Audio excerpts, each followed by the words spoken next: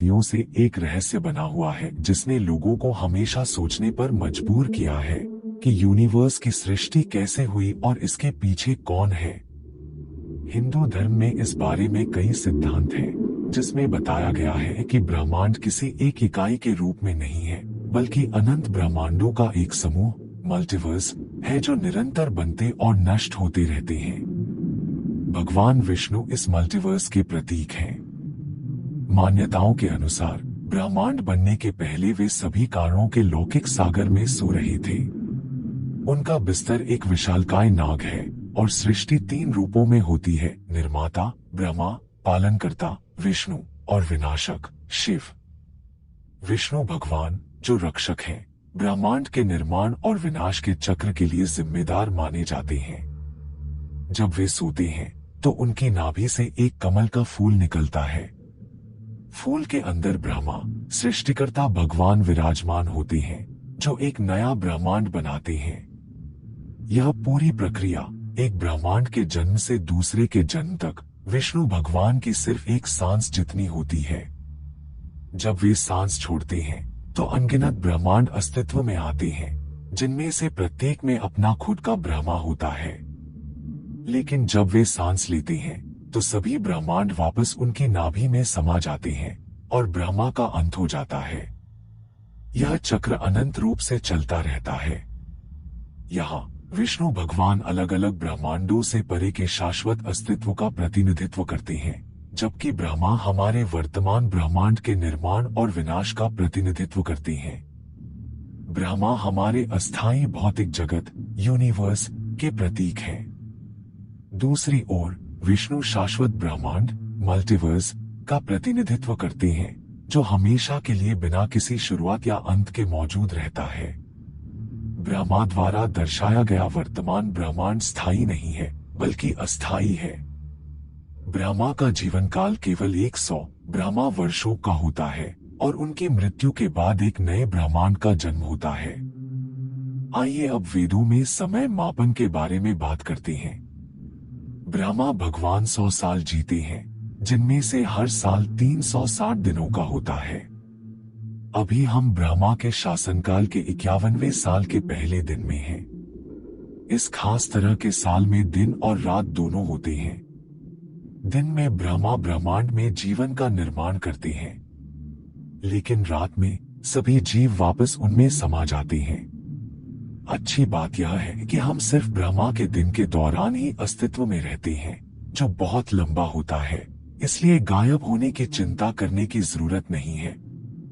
हिंदू धर्म में समय के विशाल माप को युग कहा जाता है। इसे हजारों से लाखों सालों में मापा जाता है। इन युगों का वर्णन एक प्राचीन ग्रंथ विष्णु पुराण में मिलता है।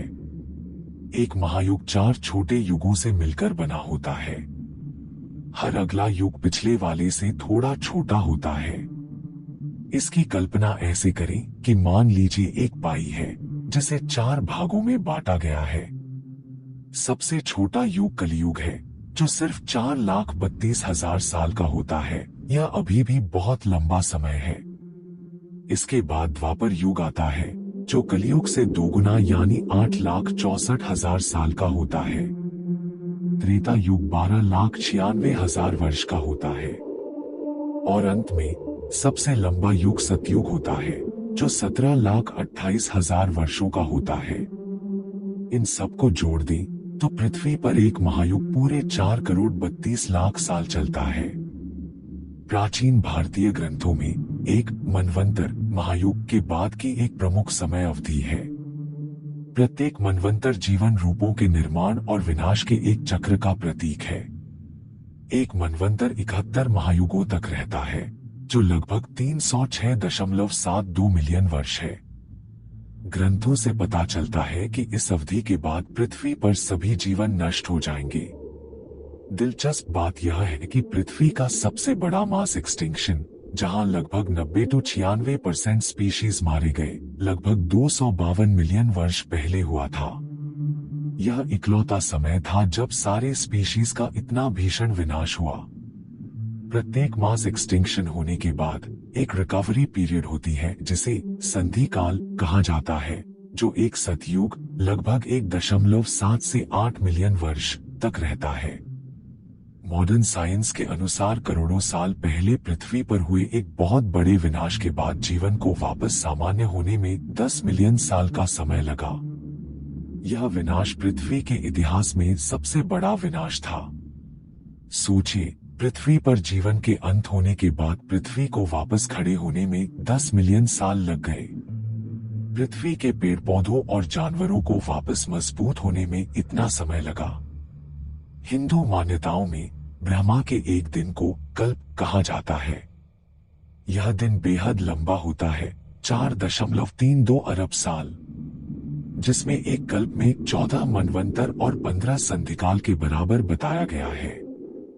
मनवंतर से पहले संधिकाल के दौरान कोई जीवन विकसित नहीं होता है। ब्रह्मा के एक दिन में रचना का समय दिन और बिना रचना वाला समय रात शामिल होता है। दोनों 4.32 अरब वर्ष लंबे होते हैं।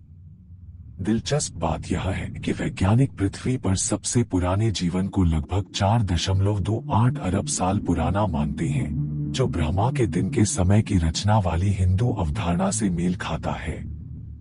हिंदू ब्रह्मांड विज्ञान में ब्रह्मांड के विशाल समय को पृथ्वी पर अलग तरह से मापा जाता है। इसे आसान भाषा में समझते हैं। कल्प ब्रह्मांड का एक दिन, ब्रह्मांड का महीना 30 कल्प यानी 30 ब्रह्मांड के दिन, ब्रह्मांड का वर्ष 12 ब्रह्मांड के महीने, महाकल्प एक ब्रह्मांड का पूरा जीवन काल यानी 100 ब्रह्मांडीय वर्ष। इसके अनुसार ब्रह्मांड में जीव अपने कर्मफल के आधार पर बनते बिगड़ते हैं। एक ब्रह्मांड अपने महाकल्प के बाद समाप्त होता है, जो लगभग 311.04 ट्रिलियन वर्ष के बराबर होता है। माना जाता है कि हमारा ब्रह्मांड अभी अपने 51वें वर्ष के कलयुग का 28वें महायुग का 7वां मनवंतर में है।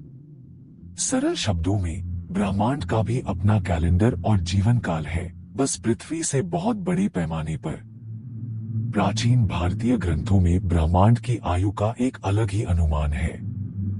इनके अनुसार ब्रह्मांड लगभग 157.49 खरब वर्ष पुराना है। हालांकि आधुनिक विज्ञान के अनुसार ब्रह्मांड की आयु 13.79 अरब वर्ष है। कुछ प्राचीन ग्रंथ ब्रह्मांड की आयु 311 खरब वर्ष भी बताते हैं। इस वीडियो का उद्देश्य उन विशाल समयावधियों को दर्शाना है जिनके बारे में प्राचीन भारतीय विचार करते थे। यहाँ तक कि प्रसिद्ध अमेरिकी वैज्ञानिक कार्ल सागन ने भी माना था कि हिंदू धर्म के ब्रह्मांडीय चक्रों का विचार मॉडर्न साइंटिफिक कॉस्मोलॉजी विज्ञान के अनुरूप है।